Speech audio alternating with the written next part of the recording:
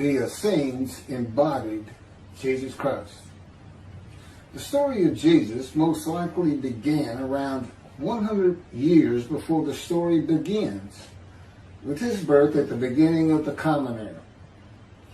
The first written version of the story is the Gospel of Mark that dates from 70 Common Era, about 40 years after the story says Jesus died.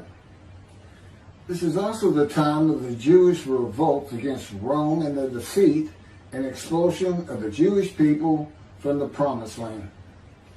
The knowledge of the Hebrew Bible in a time of illiteracy indicates that the Gospel of Mark was written by Rabbis, or very learned men in Judaism. Men who decided they needed to write down this story that had been circulating by word of mouth and storytelling for as many as 170 years, beginning with the founder of the Judaism sect of the Essenes, the prolific writers of the Dead Sea Scrolls, to make money. Their temple, homes, and country were gone. And it was desperate times for the Jewish people. The name of the founder of the Essenes was with a capital T, the teacher of righteousness. That was his name, the teacher of righteousness. Meaning he was believed to be the man described in Isaiah 53 who makes the many righteous. The man Jesus claimed to be. According to the oral story that most likely began 100 years before the Common Era, BCE, with this man called the teacher of righteousness, who established a sect of Judaism known as the Essenes, this teacher of righteousness who fought with a wicked priest. All this information is in the Dead Sea Scrolls. Fought with a wicked priest. Did not like the way the temple was being run. Did not like all the sinning going on in Jerusalem, and did not live there, and despised riches and the material things of the world, just like Jesus, who also claimed to be the teacher of righteousness. The oral storytellers, who were diverse and from different backgrounds, ethnicity, and ability, captured the imagination of the crowds with their oral skills and would earn their livelihood from donation of money and goods in the age of antiquity. Few could read in a world where literacy was restricted to just a few, and this did not begin to change until the Middle Ages. While the earliest forms of written communication date back to about 3,500 to 3,000 BCE, literacy remained for centuries a very restricted ability closely associated with the exercise of power. Schools in ancient Israel, if any existed, served only the sons of the rich and the religious elite. Storytellers, in general, would be very learned men, captivating the imagination of the crowds at the gates and the meeting places of Jerusalem, with tales that people of a harsh and brutal time wanted to believe in. A time when medical treatment was primitive and life expectancy was 30 to 35 years, averaging those who died at birth to those who died with long life into their 70s and beyond. A time when people believed in mythical gods and gods who were men and making sacrifices to gods for favor and for safety, healing, long life, crops, and fertility. The Dead Sea Scrolls are generally thought to have been produced by the Essenes, No one really doubts it anymore. And the Essenes are a group that protested the way the temple was being run.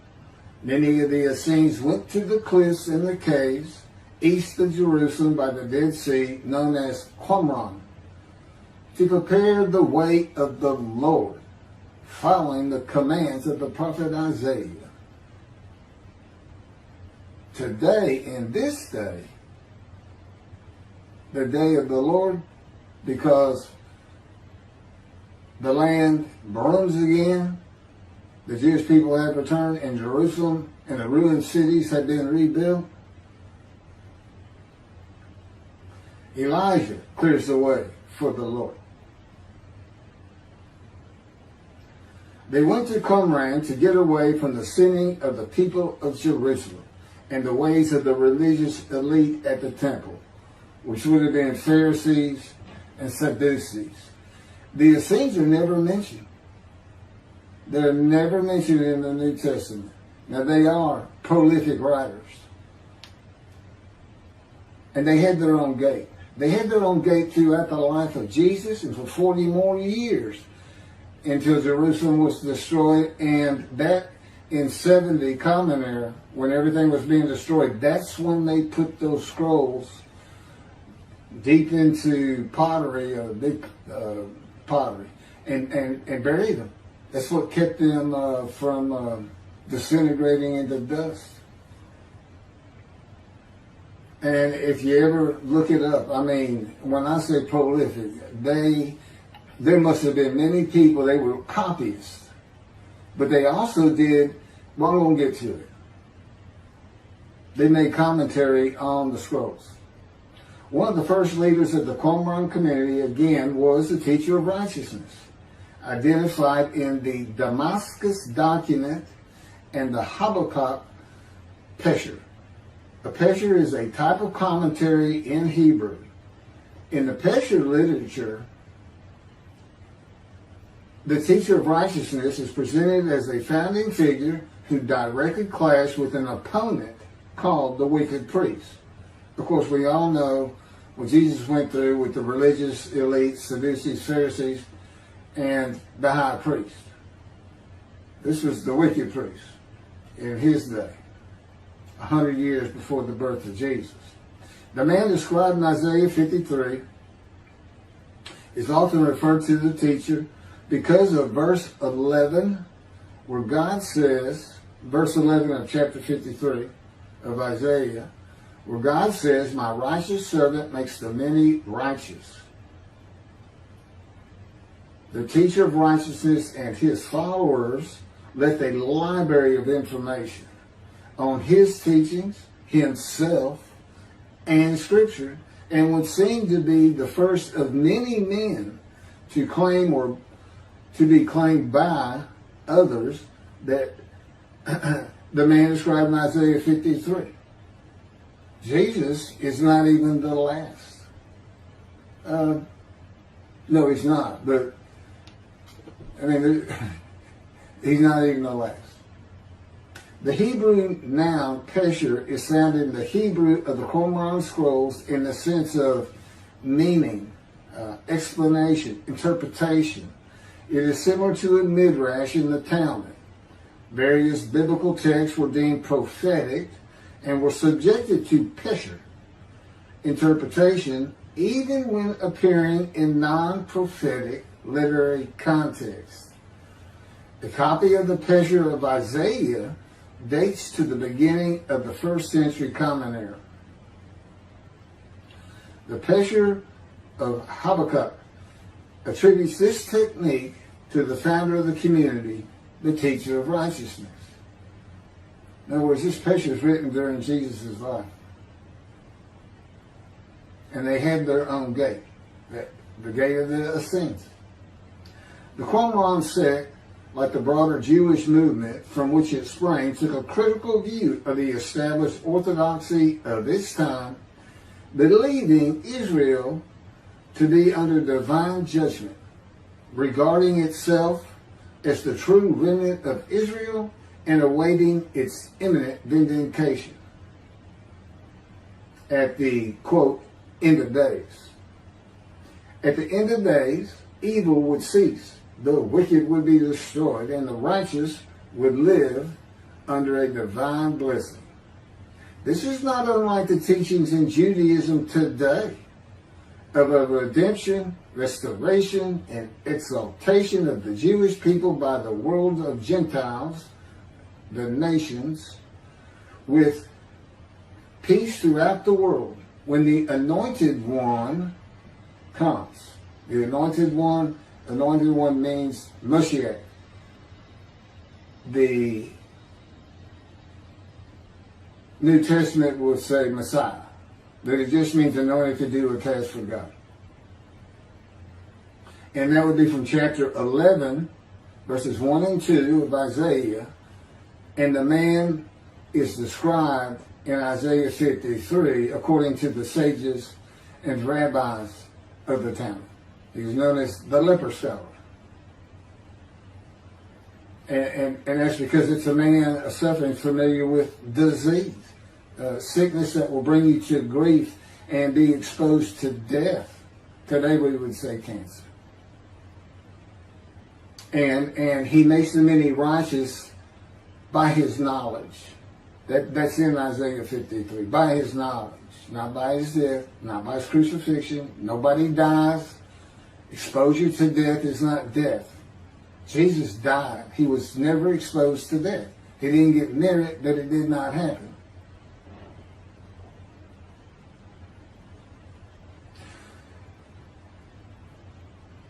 This time that the Essenes were waiting upon, that they thought was imminent, did not happen for them.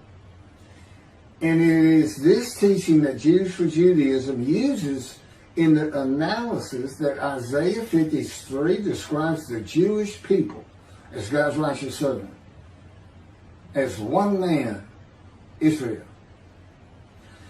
The persecution of the Essenes and their leader, the teacher of righteousness, probably elicited the sect's apocalyptic visions.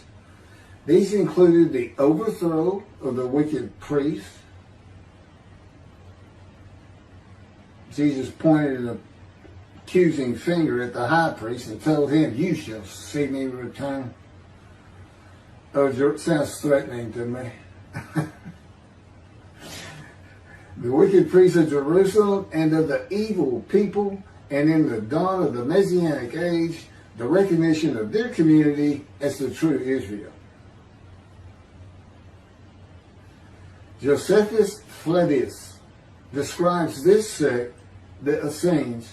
This is a man living at the time. People wrote back then, but you can't find anything written by Jesus or about Jesus until after the destruction of the temple. He describes this sect, the Essenes, as one of the main three philosophical sects among the Jews, with a very detailed description. Excerpts from his book, Wars 2, chapter 8, include, this is in quotes, the third sect, which pretends to a severe discipline. These men are despisers of riches, and so very communicative as raises our admiration. And as for their piety towards God, it is very extraordinary. You would think that Jesus would have been in this thing. He fit right in. But again, we never hear a single word about these prolific writers. The other two philosophical sects were the Pharisees and the Sadducees. In the New Testament, the Essenes are never mentioned, as I said. All the stories of Jesus and his clashes with the religious elite of Jerusalem in the New Testament are with the Pharisees and the Sadducees.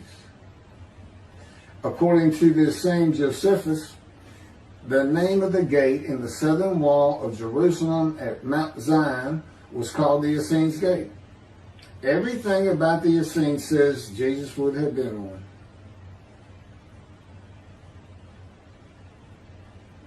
Peter and Paul, disciples later called apostles of Jesus, all said Jesus was the fulfillment of Isaiah 53.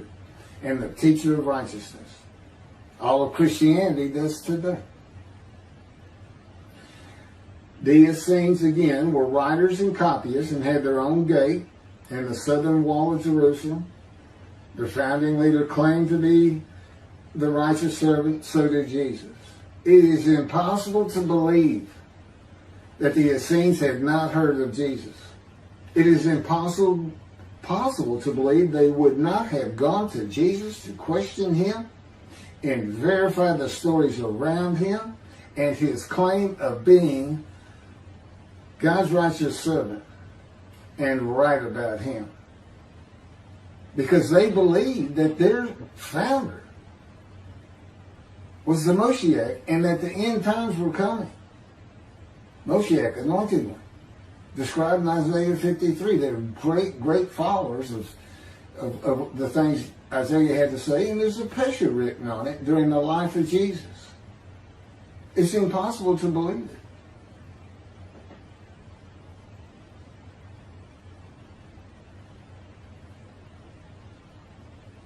We're talking about a man that healed the sick, removed blindness, had the cripples walk, fed 5,000 people with 5 loaves of bread and 2 fish, walked on water, turned water to wine, raised the dead, was crucified, and 3 days later came back to life?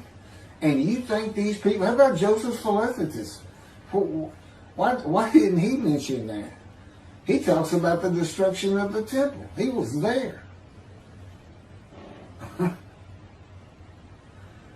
The Essenes were present in and around Jerusalem for 100 years before the birth of Jesus and another 40 or so years after his death at the age of 30 in the first written story of him and his life in 70 Common Era. There is not one word written by the Essenes of Jesus. There is no account in the New Testament of Jesus and an Essene.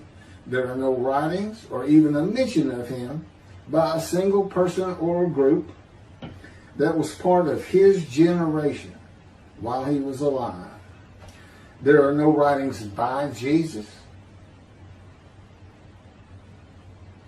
And prophets of God, men of God, servants of God have been writing for him throughout the biblical times until he stopped talking to his prophets. The Hebrew Bible ended. The last prophet he spoke to, Malachi. Malachi chapter 3, the last chapter of the prophets,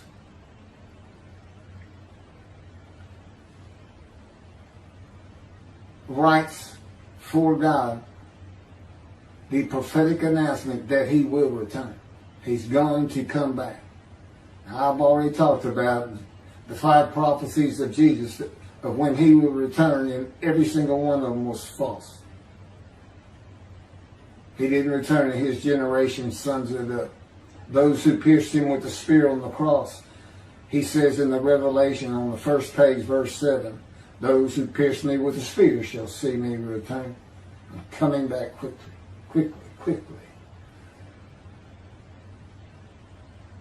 Nothing was written by his disciples. There are no writings by Herod or Pilate or any Roman newspaper, poem, or book of this man who healed the multitudes, fed the poor, walked on water, raised the dead, turned water to wine, was crucified and rose from the dead to human life, and then rose to heaven. That's where he's supposed to be returning from. While there are 3 Gospels under the names of 3 disciples, they are all considered pseudepigrapha. In Greek, that means falsely attributed. Writings which were attributed to authors who did not actually write them. And they were all written long after the death of Jesus, these Gospels, full of quotes and teachings from Jesus himself. Quoted parables, long speeches, Sermon on the Mount, long sermons that could not be accurate if passed by word of mouth. There is only one answer. The Essenes themselves, these writers and the storytellers of the day, had put this story together.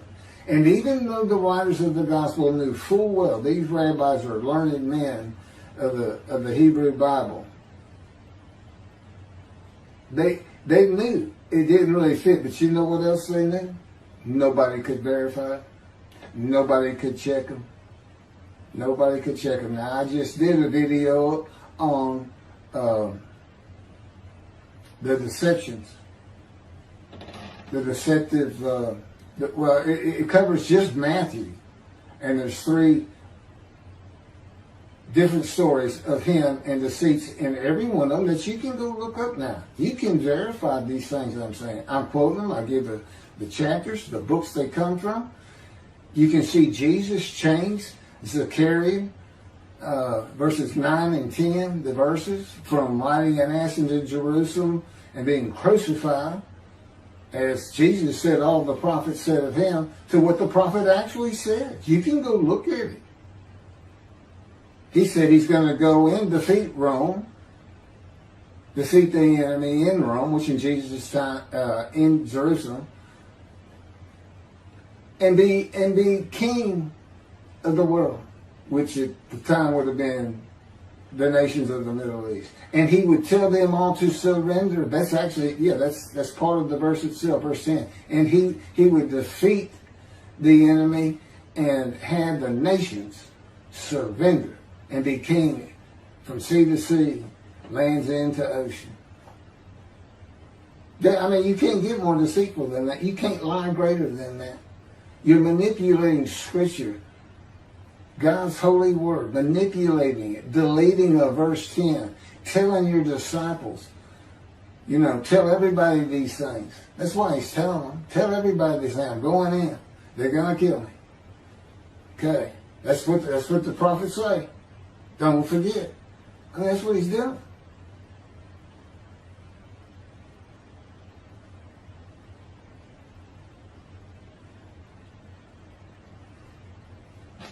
Jesus is a myth.